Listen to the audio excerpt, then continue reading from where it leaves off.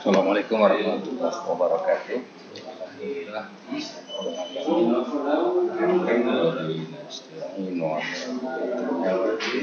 Jadi ya.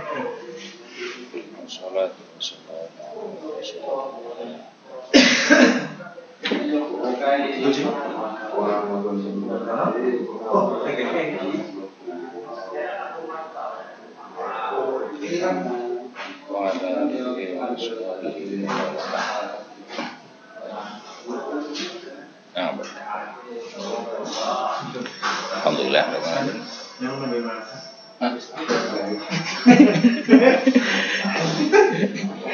Alhamdulillah warahmatullahi wabarakatuh.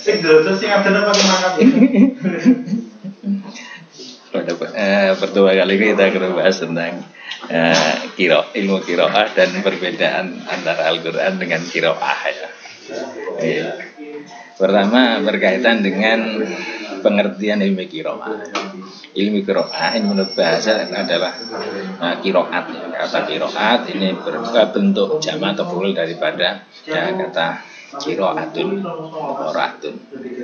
Yang ini adalah bentuk infinitif dari kata kerja qiraah yang ditafsirkan jadi qira'a yaqra'u qira'atan ya, dalam arti membaca total. Ya, bentuk isim fa'ilnya atau fa'ilnya adalah qari'. Sedangkan kata Al-Qur'an ini adalah bentuk daripada sesuatu yang dibaca. Ini yang dibaca. Nah, ini berdasarkan apa yang disebut oleh Firsabadi ini dalam Al-Qamus Al-Muhit. Nah, selanjutnya ilmu qiraat itu apa? Sedangkan ilmu qiraat adalah ilmu ladzi yakni bi kaifiati ada kalimatil Quran al-Karim wa ikhtilafiha mangzuila nakil. Ilmu qiraat adalah ilmu yang bermaksud membicarakan tentang bagaimana tata cara memberikan hak kalimat Al-Quran Al-Karim dalam melantunkan serta perbedaan yang disampaikan hingga sampai pada pengucapnya. Nah, ada pengertian lain yang disampaikan oleh sebagian ulama bahwa bi anal qiraat ilmun bi kaifiyati adai kalimatil Qur'an Karim ya tahfif wa tashdid wa ikhtilafi al-fadil wah fil huruf.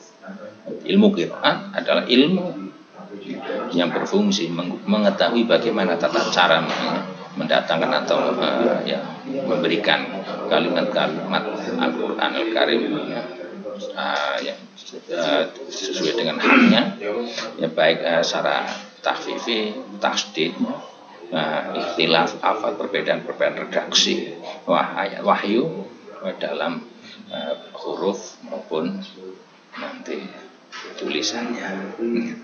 Ini, ya.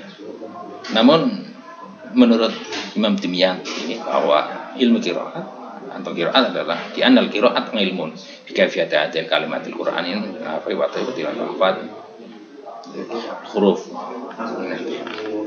Ini dari sampaikan oleh Dimyati, yaitu bahwa qiraat adalah ilmu yang berfungsi mengetahui sesuai dengan pengucapan atau pelantun terhadap kitab Al-Quran serta perbedaan mereka dalam hal hifz, istimbat, tahrif dan taskin, al-fasl nanti. Supaya di antara tata cara membunyikan dan mengartikan serta lain sebagainya yang berkaitan dengan nanti dengar dan pendengaran. Nah, jika sedemikian maka objek dari ilmu qiraat adalah ilmu yang nanti objeknya atau pembahasannya adalah kalimat-kalimat Al-Quran dilihat dari segi bagaimana cara pelafalannya, pelantunannya, serta bagaimana cara memberikan hak-hak daripada huruf per huruf kalimat yang ada dalam Al-Quran. Nah, sedangkan yang menjadi sumber daripada cek qiraat atau marojih maksudnya adalah ini kutipan-kutipan yang valid dan ya, dapat dipertanggungjawabkan yang diperoleh dari kutipan yang sahih serta mutawatir yang disampaikan oleh para ulama-ulama yang ahli dalam bidang qiraat yang kemudian naik hingga Rasulullah Muhammad SAW. Oleh sebab itu seorang yang disebut sebagai muqri nanti adalah mereka paling tidak orang yang bisa diterima sebagai kelompok muqri. Ini adalah orang yang mengetahui cara menyampaikan dan meriwayatkan dengan cara musafahah dengan cara musafahah.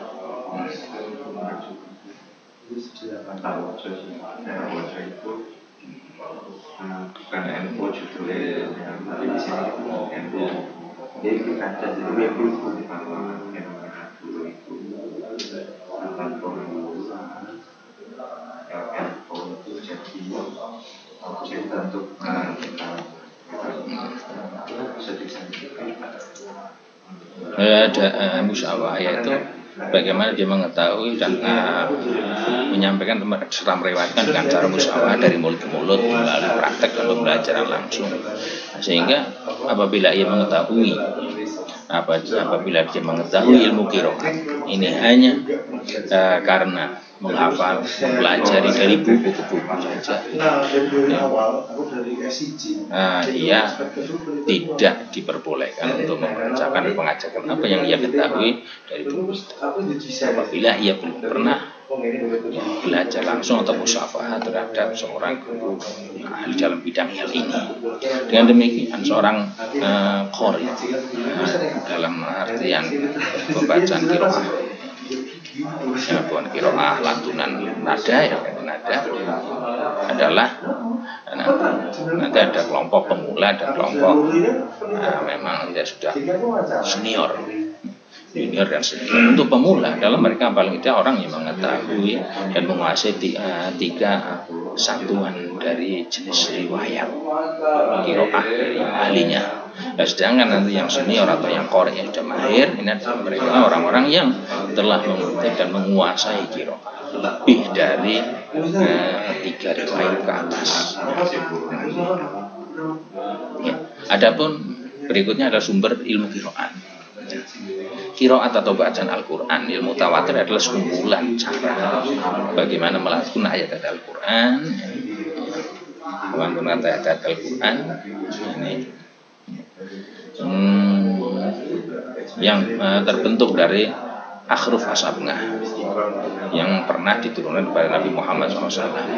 Sedangkan yang menjadi sumbernya adalah satu yaitu wahyu Tuhan atau wahyu Allah yang dibawa turun oleh malaikat Jibril al-Amin kepada Nabi Muhammad SAW ya, dengan cara pengutipan ya, dan pentransferan yang benar, sahih serta mutawatir. Ya, sehingga hal ini berdasarkan paling tidak sebagai firman Allah Subhanahu wa taala dalam surat An-Najm ayat 3-5 yang di sana berbicara atau menyatakan bahwa yang tikunganil hawa in huwa illa wahyu yuha alama usyajidil kuwa.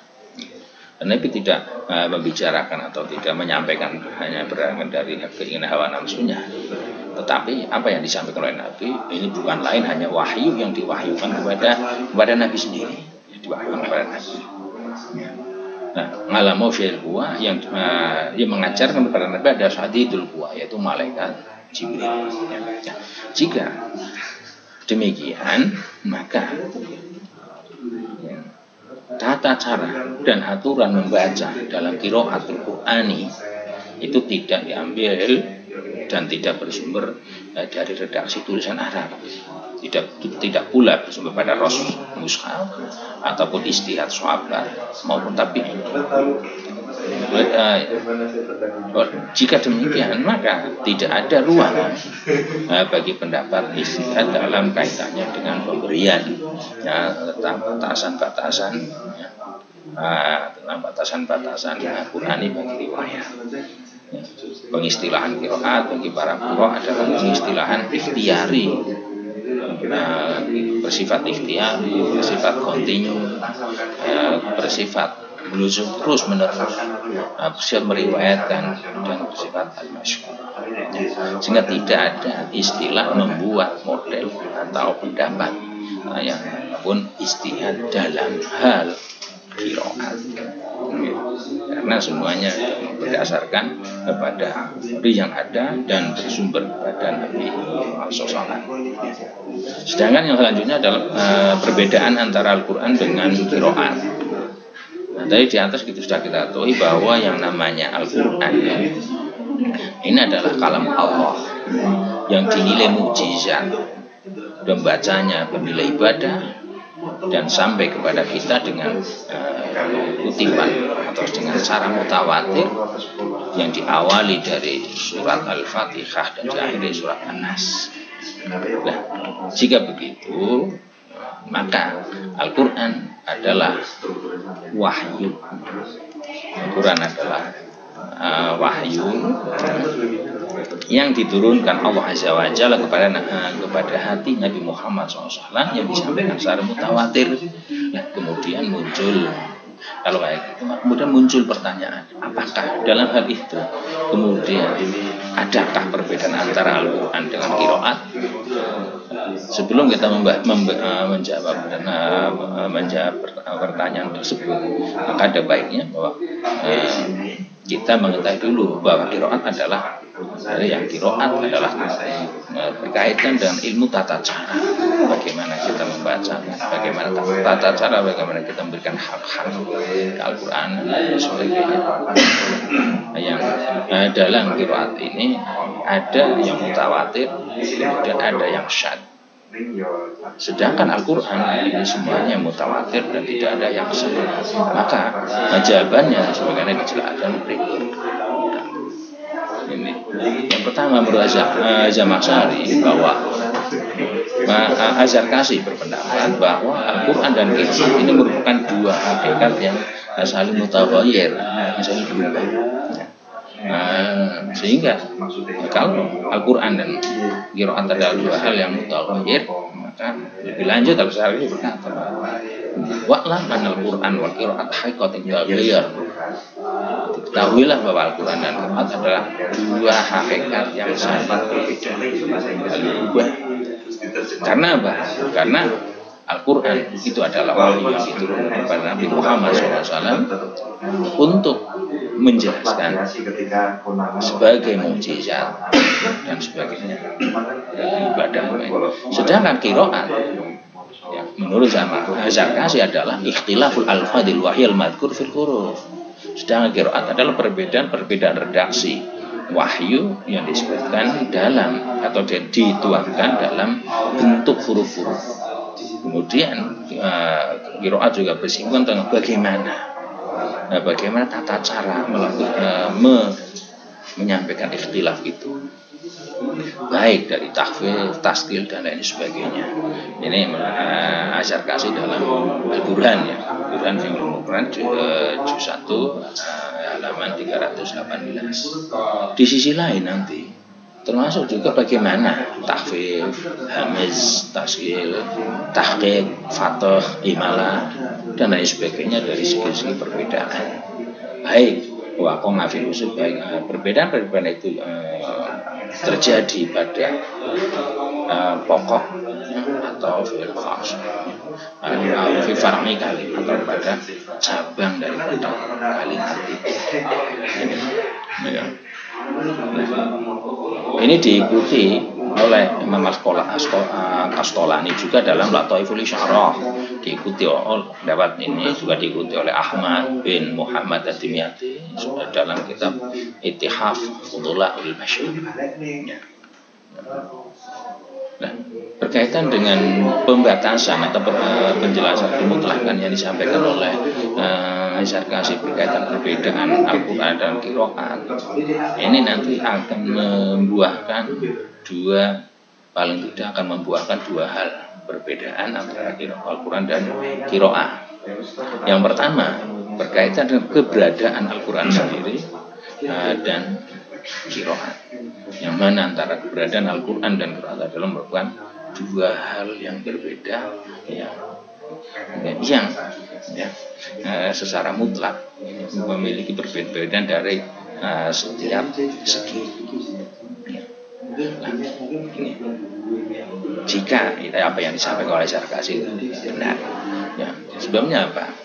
Sebabnya qiraah yang sahih dan mutawatir adalah qiraah yang diterima oleh umat dengan penerimaan yang mana qiraah mutawatir diterima oleh umat itu merupakan bagian daripada Quran Karim.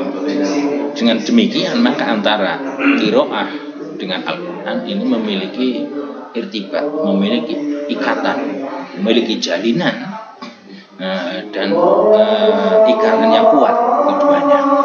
Karena apa? Ini seperti nanti berkaitan jalinan kaitannya ada seperti ikatan atau jalinan juz bil qul, sebagian dengan seluruhan. Misal ya, mungkin bisa digambarkan seperti ikatannya antara anggota tubuh kita dengan sel-sel anggota tubuh kita, misalnya dengan tangan kita, dengan seluruh badan kita, atau yang lainnya. Tapi ini bisa jadi bahwa yang dimaksud oleh Az-Zamakhsyari bahwa itu adalah ada irtibat, ada hubungan. Ini bisa jadi adalah irtibat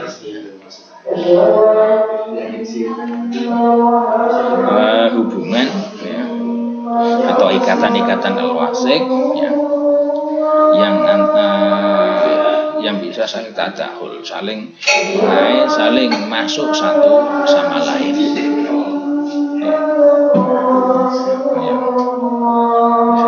Bisa saling masuk satu sama lain, sehingga jika demikian maka antara Al-Quran ini pemahamannya ini juga akan berbeda sesuai dengan adanya berbedanya qiraah yang dibaca atau dilakukan oleh ahli bacaan. Begitu juga nanti bacaan ini juga akan terpengaruh oleh adanya makna yang dikehendaki oleh pembaca. Ini juga bisa. Jika kayak gitu, jika terjadi artinya tadahul, saling masuk dan saling mengakhir, maka famal Quran ila tartib walaf. Kalau kayak gitu maka segala saling tadahul, maka Al-Quran itu tidak lain hanya susunan dan redaksinya. Sedangkan qiraat ini adalah redaksi dan bagaimana mengucapkan atau pelafalan daripada Al-Quran itu sendiri.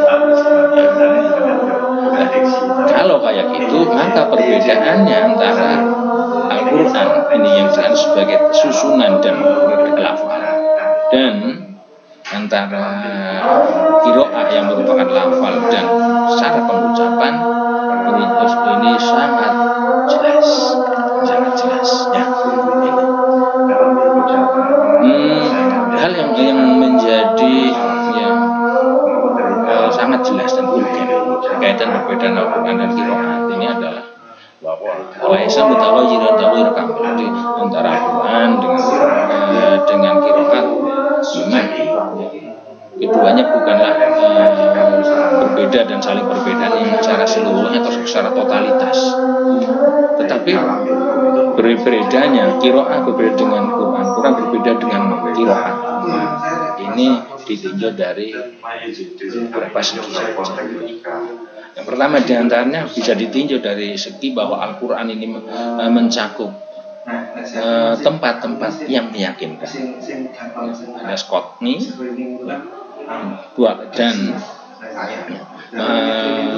ikhtilaf alaihi sohat, dan ada perbedaan yang nanti benar-benar sah dan mutawatir memang dibawa dari Nabi SAW.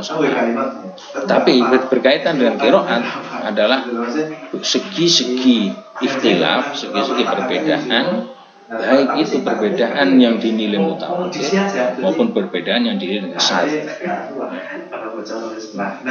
Meskipun kita sadari bahwa qiraah syad suatu yang diramalkan dan tidak sesuai dengan kaidah kearaban, kaidah Al-Qur'an, ini juga tidak dibenarkan dia disebut sebagai Al-Qur'an nanti. Ya, oleh jika demikian maka ya nanti berkaitan dengan qiraat dan Al-Qur'an itu saya tadi segi perbedaan, segi persamaannya, ittifaqnya, juga nanti tidak ittifaq atau tidak kecocokan secara mutlak, secara totalitas itu tidak. Nah, oleh itu Al-Quran dengan qiraat ini ada ittifaq, ada persamaan, ada kesinkronisasi dalam beberapa segi saja, tidak secara keseluruhan. Kenapa kayak gitu? Coba.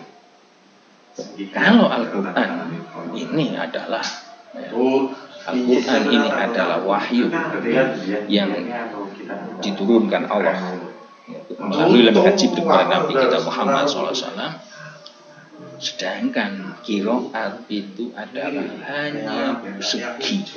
hanya beberapa segi atau bisa jadi satu segi daripada Quran itu sendiri. Jika qiraat ini adalah qiraat yang sahih dan mutawatir, karena apa yang diturunkan oleh Allah atau wahyu diwahyukan Allah kepada Nabi kita melalui Jibril itu bukan hanya bacaannya saja, tapi maknanya, syariatnya, fungsinya, penekanan dakwah dan sebagainya. Nah, sedangkan qiraat dan bacaannya ini hanya satu sisi dari apa yang menjadi muatan dan dimuat oleh wahyu itu, sehingga tidak bersifat totalitas. Ini berkaitan ittifaq dan ikhtilafnya. Sehingga kita kembali lagi, kalau melihat dari perbedaannya ini nanti bahwa nanti ada yang mutaghayyir saling perubahan. Yang paling tidak ini nanti jelas kalau lagi susunan dan segi lafal itu yang dimiliki Al-Quran, dari segi bacaan dan dari segi redaksi lafal dan dari segi pengucapan, ini jelas yang dominan ada di qiraat. Kalau dari segi kecocokan atau kesamaannya, bahwa Al-Quran ini adalah wahyu yang diturunkan dan mutawatir sampai Nabi Muhammad SAW. Sedangkan qiraat ini adalah segi-segi ikhtilaf, segi perbedaan yang menjadi salah satu unsur daripada misi Al-Quran itu bukan. Ini jika qiraatnya mutawatir yang sah. Selanjutnya, kalau menurut Dr. Muhammad Salim Muhaisin, bahwa Al-Quran ini adalah dua hakikat dalam satu arti, dengan artian bahwa keduanya adalah satu satuan. Adapun dalil yang jadi landasannya adalah anakul minhum, bahwa Al-Quran redaksinya atau susunan lafalnya dan qiraat yang berupa lafal dan cara melantunkan atau pengucapannya, kedua-duanya ini wahyu yang diturunkan Allah kepada Nabi Muhammad SAW. Lanjut nanti lihat qiraat asar fi ulumil arabiyah nanti juz 1 halaman 17 dan sampai 18. Jika demikian maka melihat pendapat-pendapat itu menjadi jelas sudah ini kurang tepat memang. Kurang tepatnya pendapat itu atau pendapat yang mengatakan bahwa wahyu qiraat dan Al-Quran ini adalah satu kesatuan yang satu, karena sama-sama wahyu yang diwahyukan kepada kita. Ini dikatakan tidak tepat karena apa? Pertama, qiraat sesuai dengan perbedaan jenisnya ini tidak mencakup ke totalitas kalimat-kalimat Quran. Alias dengan kata lain, qiraat yang ada, misal kita qiraat sab'ah atau qiraat nasroh, misal kita yang mutawatir yang mutawatir saja, ini tidak seluruh qiraat ini mencakup kepada totalitas kalimat-kalimat yang ada dalam Al-Quran. Karena apa? Qiraat hanya terdapat pada beberapa segi redaksi, sebagian redaksi, sehingga kalau kayak gitu maka tidak sama persis dengan Al-Quran, sehingga di antara qiraat dengan Al-Quran tidak bisa dikatakan bahwa itu sebagai satu kesatuan yang sama meskipun sama mau diwahyukan. Yang pertama, yang kedua dari segi pengertian bahwa kayak apapun yang namanya qiraat ini mencakup adanya qiraat mutawatir dan adanya qiraat yang syadz. Nah, kemudian qiraat yang mutawatir ini jelas dipastikan lebih qot'i bahwa itu berangkat dari Al-Quran. Tetapi qiraat yang syadz, qiraat yang keluar dari kaidah-kaidah yang ditentukan, ini tidak bisa dianggap, tidak bisa dinilai dan tidak bisa disebut sebagai Quran. Lah kenapa? Kenapa tidak bisa disebut kayak gitu? Karena Al-Quran dan qiraat ya menurut ini adalah itlaq, hakikah. Kalau kayak gitu, kalau misalnya tidak semua qiraat ini kalau tidak seluruh qiraat yang ada, lebih qiraat yang jelas dinilai syadz, ini tidak bisa dianggap sebagai Quran, maka jika demikian tidak bisa dikatakan bahwa Al-Quran dan qiraat adalah satu kesatuan yang sama atau satu, tidak bisa. Karena memiliki perbedaan yang jelas berbeda. Nah, kemudian nanti berkaitan dengan nanti adanya dalil yang menunjukkan bahwa Al-Quran ini adalah wahyu yang diturunkan Allah kepada Muhammad SAW untuk menjelaskan, untuk bernilai mukjizat dengan apa yang dikandungnya, baik dari segi ikhtilaf yang mutawatir dan yang termasuk juga nanti ahruf asyadna dan sebagainya. Ini perlu kita kaji ulang. Yang pertama berkaitan dengan kelompok sekumpulan apa yang dinamakan dengan ahruf asyadna, yang perlu kita teliti ulang. Yang pertama dari segi kalimat Al-Quran mutawatir.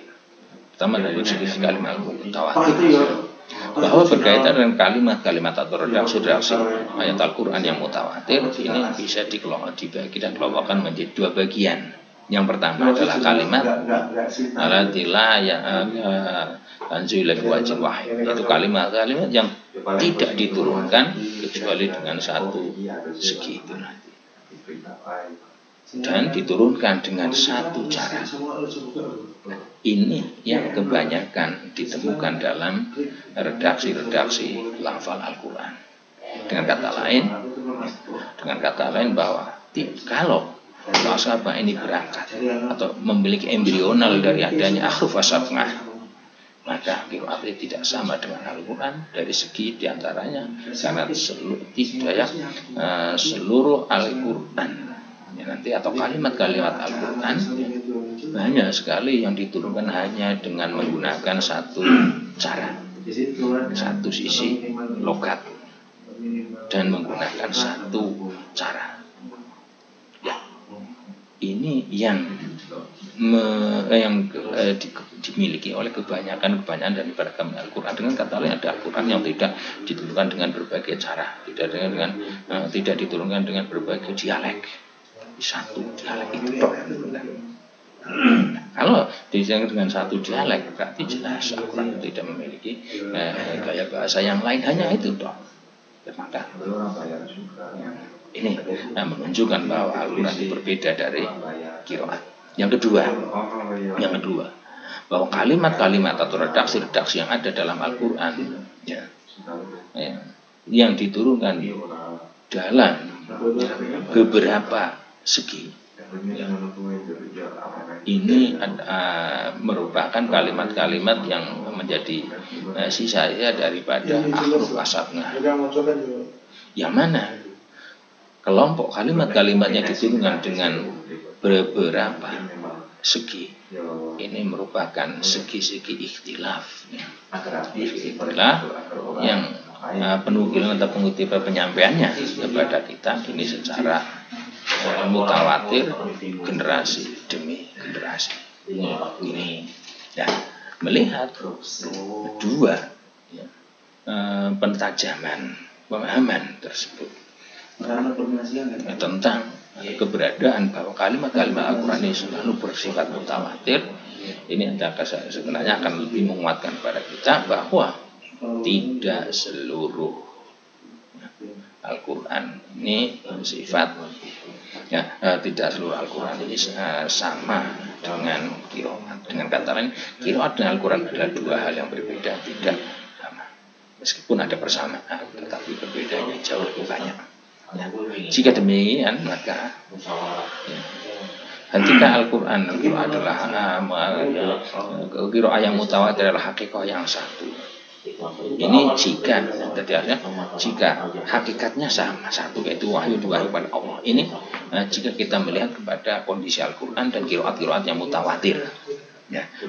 Nah, ditinjau dari segi satu ini, dari segi bahwa keberadaan Al-Quran dan keberadaan qiraat mutawatir ini memang wahyu yang datang dari sisi Allah SWT. Ya.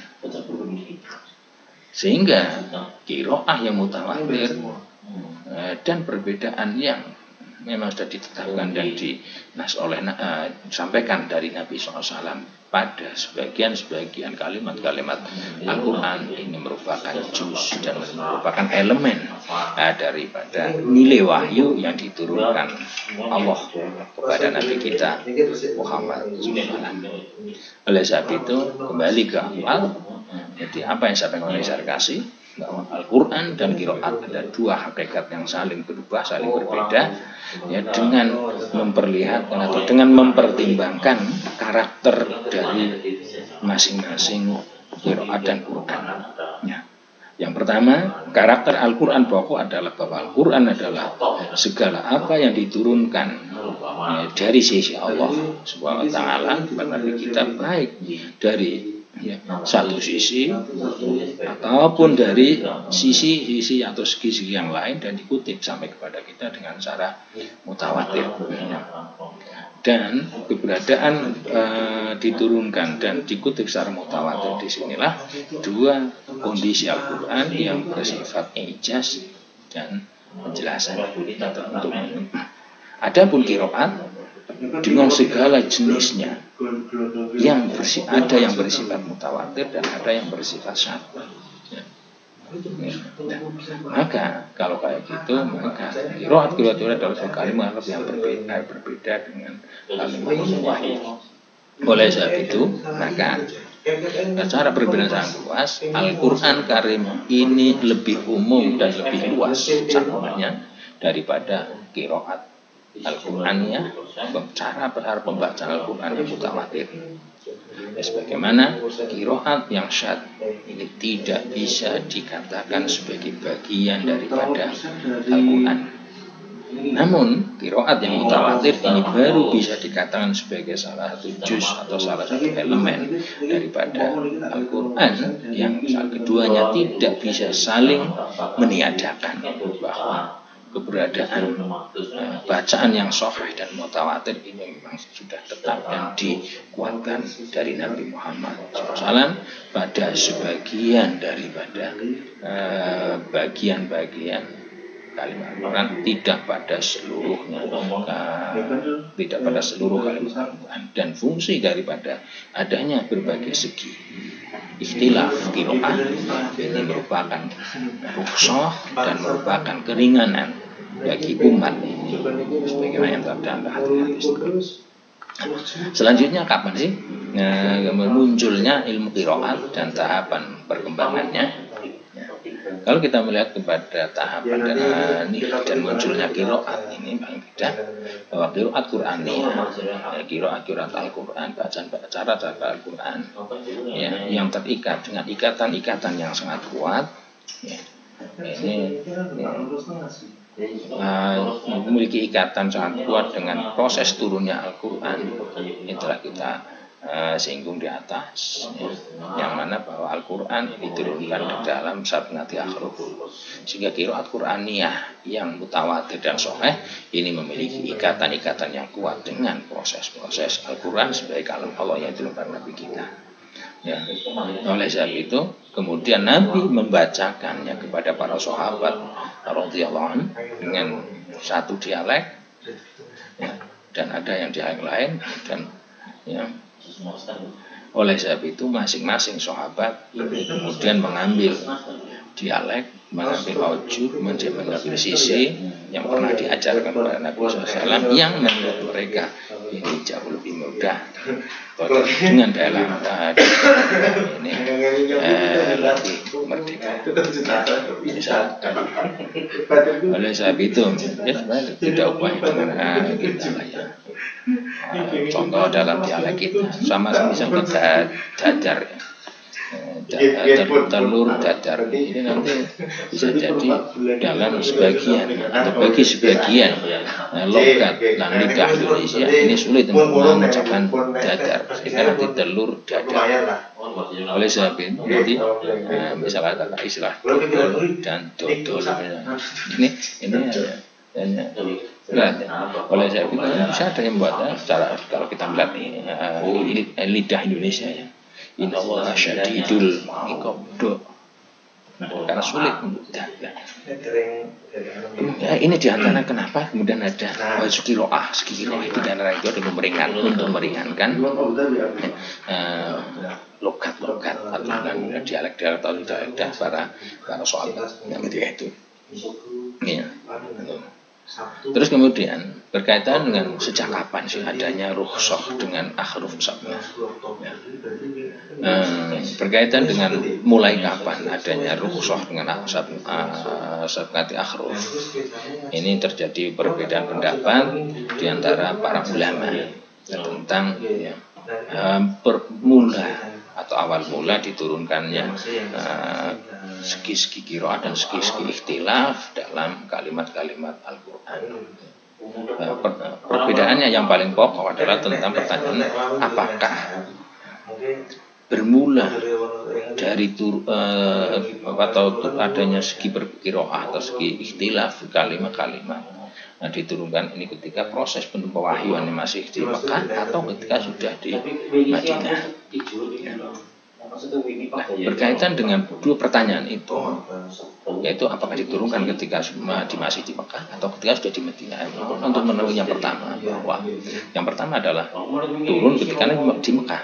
Maka pertama ini menyatakan bahwa permulaan adanya ikhtilaf dan aujuh qiraah ini ketika turunnya Nabi masih berdomisili di Mekah. Nah, ini nanti bisa dilihat dari beberapa dalil, diantaranya adalah hadis tentang turunnya Al-Quran ala sab'il ahruf itu nanti yang nanti menunjukkan bahwa itu jadi hadis yang nuzul Al-Quran ala sab'il ahruf ini nanti menunjukkan bahwa ya, qiraat ini turunnya bersamaan dengan turunnya atau diturunkan Al-Quran. Ini dibuatkan dengan adanya apa yang disampaikan oleh Nabi aqra'ani Jibril ngala harfin.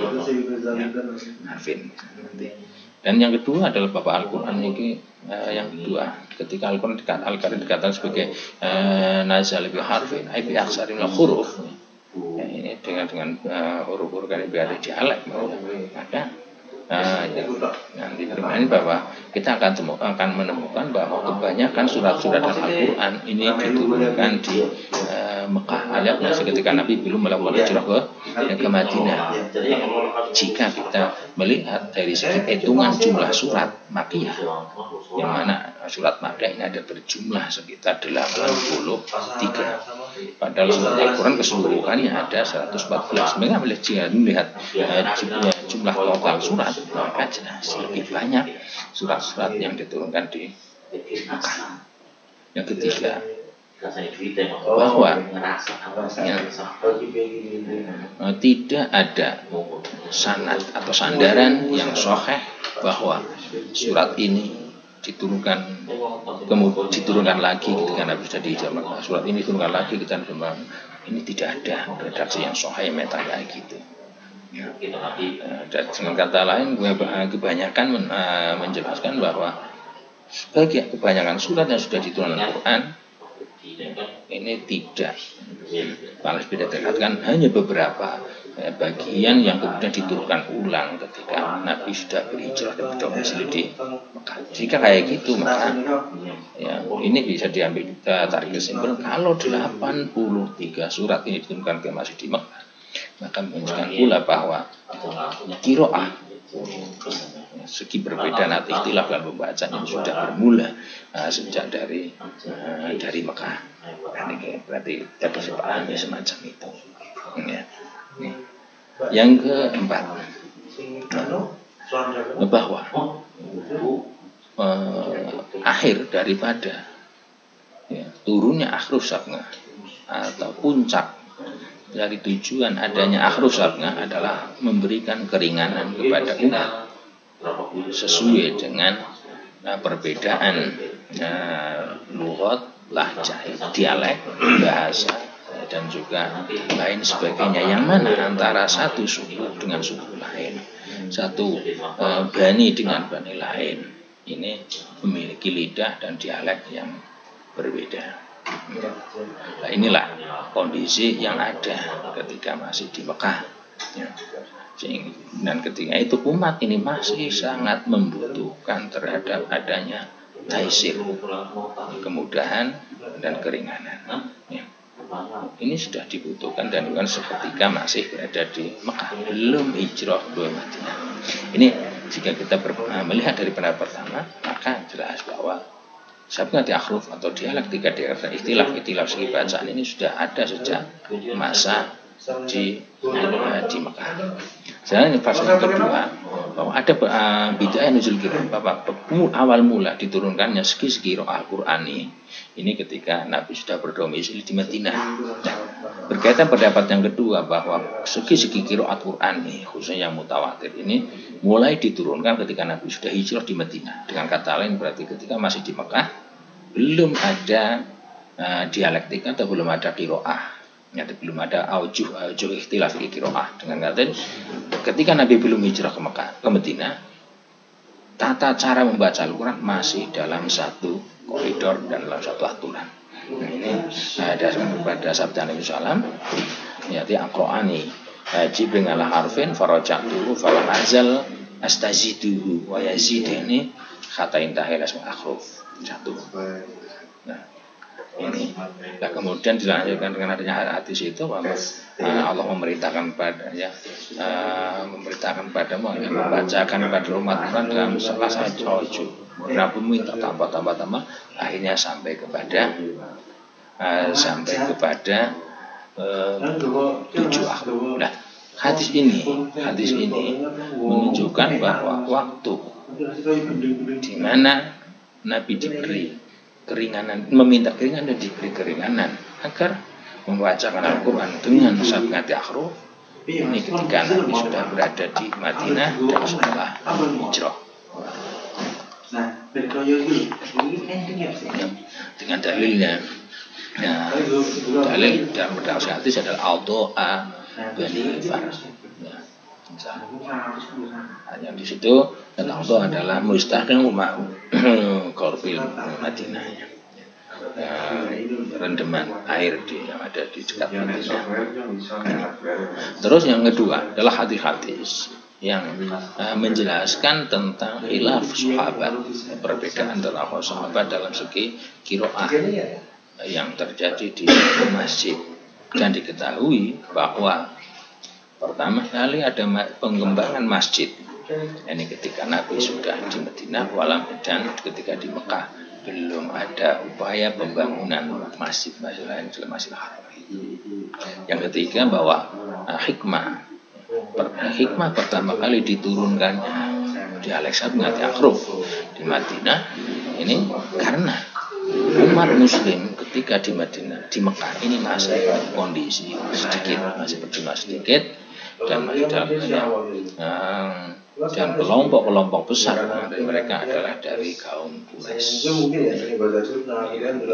Dan ketika itu juga, ketika masih di Mekah, umat Muslim masih sembunyi-sembunyi berkaitan dengan penghafal Al-Quran dan pelantunan Al-Quran, ya. Antara pembacaan dengan pembacaan yang benar ini masih sepi dari tasghif, dari pembukuan. Sedangkan di Madinah ini umat Islam sudah mulai banyak dan yang ekspansi dakwah atau wilayah-wilayah dakwah ini sudah mengalami beberapa perkembangan dan sudah mencapai lebih jauh dari negara. Oleh sebab itu kemudian Nabi mengutus beberapa utusan untuk mengajarkan Al-Quran kepada kabilah, pada kaum-kaum yang ketika itu masih jauh dari Madinah tapi masih berada di Jazirah Arab dan sudah mulai berkembang ke luar Jazirah Arab, yang mana kemudian ketika itu disadari bahwa mereka ini sudah berbagai ragam jenis bahasa dan dialektika yang ditemukan, sehingga dengan adanya perbedaan bahasa dan dialektika yang ada pada kaum-kaum lain, kaum Ajam sebagai lebih kaum Ajam, ini sangat membutuhkan adanya rukhsah. Pada saat itu maka sebagian dari mereka yang mengambil bacaan dengan seukuran yang mereka mampu qadr istiqomah. Hal ini menunjukkan bahwa apa yang disampaikan oleh Ibnu Hajar bahwa pertama kali Al-Quran diturunkan dengan menggunakan bahasa Quraisy, kemudian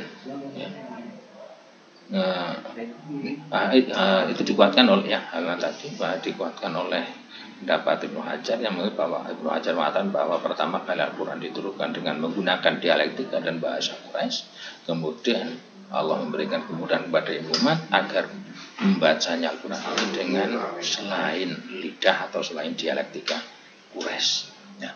Hal ini terjadi setelah adanya kebanyakan umat masuk ke daerah Arab dan masuk ke Islam. Ini paling tidak. Tujuannya apa? Ini untuk memberikan keringanan kepada mereka. Oleh sebab itu, nanti yang jelas tidak mudah kita untuk memastikan bahwa turunnya Al-Quran dengan sabati ahruf ini pendapat yang mengatakan bahwa diturunkan sejak sudah di Mekah atau diturunkan ketika sudah di Madinah, kita sangat sulit untuk memastikan. Tetapi melihat pada isyarat-isyarat dalil yang ada, yang dari pendapat yang kedua ini kemungkinan pendapat kedua ini lebih mendekati kepada adanya penempatan fungsian akhruf sabna, dan daripada ditinjau dari segi turunnya juga serta adanya karakteristik rukhsah yang dibutuhkan oleh umat terkait. Dan dengan kata lain, kalau begitu maka dengan melihat adanya dalil-dalil yang ada, bukan kepastian sejarah, melihat dalil-dalil yang ada bahwa al-akhruf,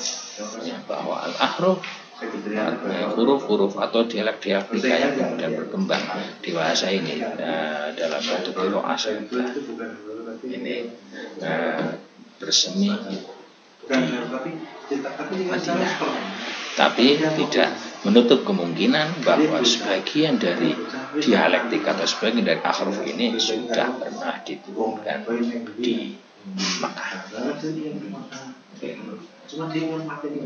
Oleh sebab itu tidak menutup kemungkinan bahwa ada beberapa surat yang diturunkan di Mekah, kemudian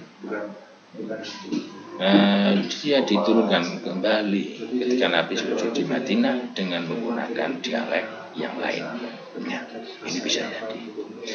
Yang jelas semuanya itu nanti merupakan suatu rukhsah bagi kita agar kita tidak yang saklek dan kita tidak hanya membaca gitu-gitu. Karena demikian Muhammad. Assalamualaikum warahmatullahi wabarakatuh. Take away. Yeah. Take away something from restaurants. You can say shit. Yes, shit. Doing shit. Shit, that's it. Shit is like a window or door. But even from my It son. is. It is. Do you remember me? I use a cookies. You can use still to No.